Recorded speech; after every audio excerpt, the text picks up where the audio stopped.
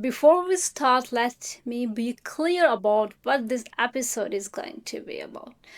When people talk about skills pools today, the conversation jumps fast.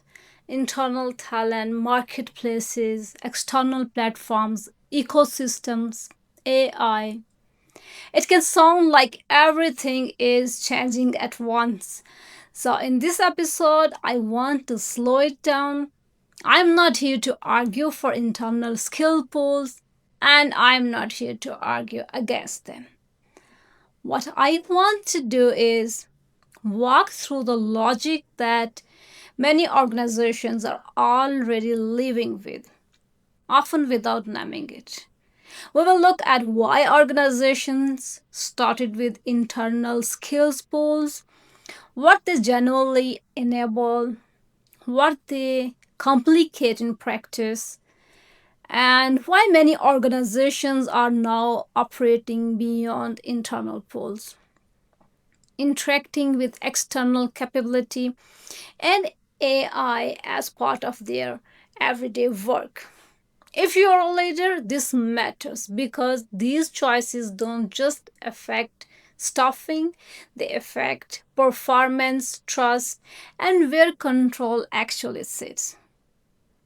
For context, I am an HR advisor and HR manager by background. I work with organizations on how work is designed, how skills are built, sourced, and coordinated, and how decisions shape culture and performance over time. This is not about promoting any model, it's just about understanding for you to understanding the trade offs before they become permanent. Let's start where many organizations actually begin: internal skills pools. They did not appear because leaders suddenly became experimental. They appeared because the old model stopped coping. According to the World Economic Forum, employers expect close to 40% of core skills to change by 2030. Static workforce planning roles, headcount, linear career paths simply can't absorb that level of change.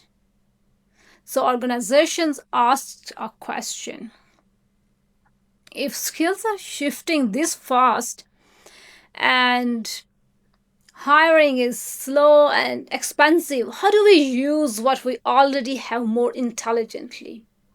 Internal skill pools were the answer to that question. These were an attempt to protect continuity while increasing flexibility. It is important to be fair here. When internal skills pools are designed with discipline, they do create value. They can surface capability that was previously invisible. They can allow people to move without leaving the organization. They can reduce unnecessary hiring.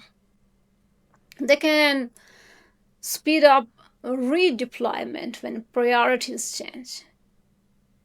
And at a time when uncertainty is high, they send an important signal. We are investing in people, not just buying capability.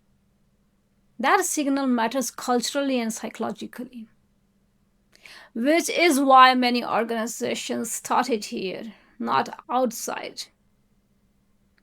Now, where complexity starts.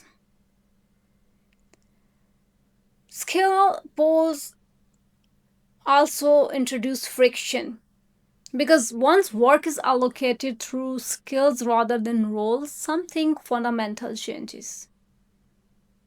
Opportunity becomes fluid. And when opportunity becomes fluid, the systems had to answer new questions clearly and consistently. This is where research helps us stay grounded.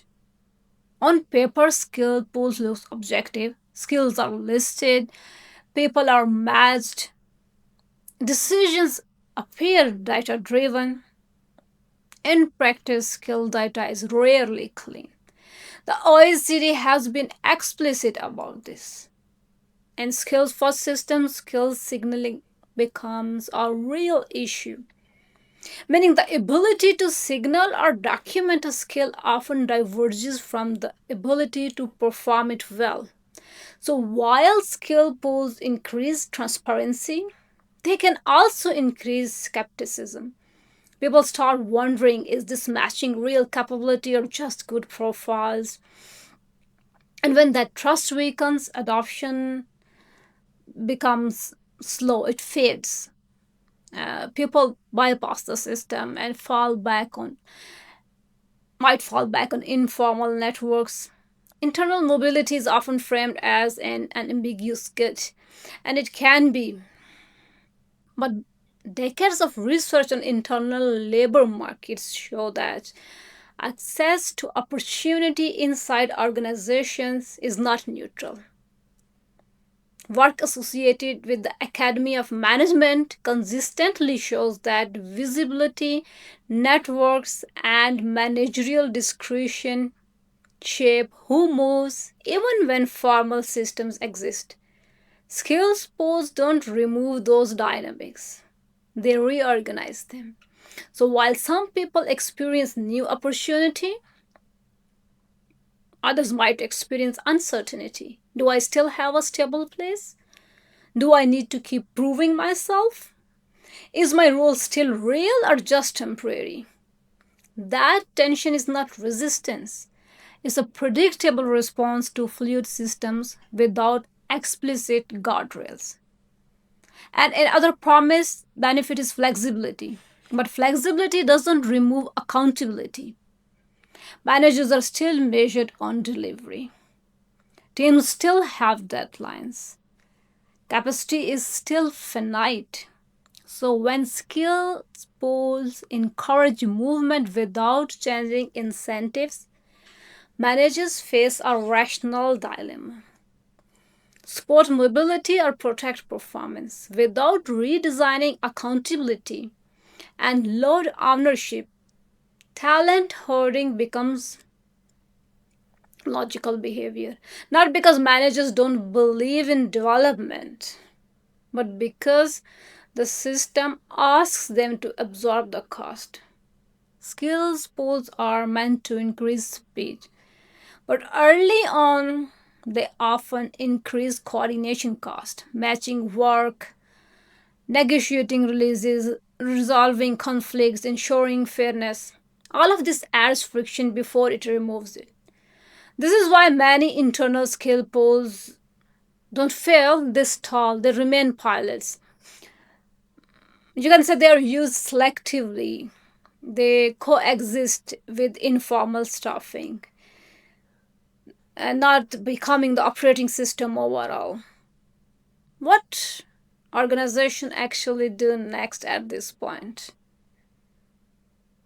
They are not saying that let's perfect internal skill pools. Now the situation is, because work has not slowed down, skills have not stabilized, the pressure has not gone away, and many of you are already saying that. They go outside, they buy capability, they work with specialist firms, they rely on platforms, they embed vendors, they layer in AI, not because internal skills pool were wrong, but because internal systems alone now they can't absorb this fluctuation, this demand. Exactly, that's Delight says about it, that workforce ecosystems, employees plus external providers plus digital capacity operating together. External capability feels easier in short term, but we also need to be very clear here. The scope, deliverables, accountability, AI at scale, and learning risk moves elsewhere. So the shift we are saying is not internal or external, it's internal plus external plus AI. Internal skills pools are used where continuity, judgment, and culture we need to consider. External, where skills change quickly and capacity fluctuates. This At this point, the hardest problem is no longer talent. It's orchestration. Who decide what stays inside, what moves outside, how quality is judged, where accountability sits. Those are system questions. Internal skills pools are not a mistake. They create real value but also real tension. They increase mobility and uncertainty. They surface skills and expose trust gaps. They improve flexibility and raise coordination cost, which is why many organizations are really considering how to even also look at outwards. And performance depends how you employ, how you orchestrate well. So the real question now we should ask is should we build internal skill pools is not the real question. The real question is that what capability must remain inside for us to stay competent, credible, and in control, and what can safely live outside. That boundary is even not static. It has to be revisited continuously, and very few organizations have designed for that yet. And in the next episode, we will directly go there, how external skill pools actually operate, where skills really get developed, how they are validated, and what organizations lose when they outsource capability without retaining judgment. Because once capability lives outside, orchestration becomes a real competitive advantage. That's all for today.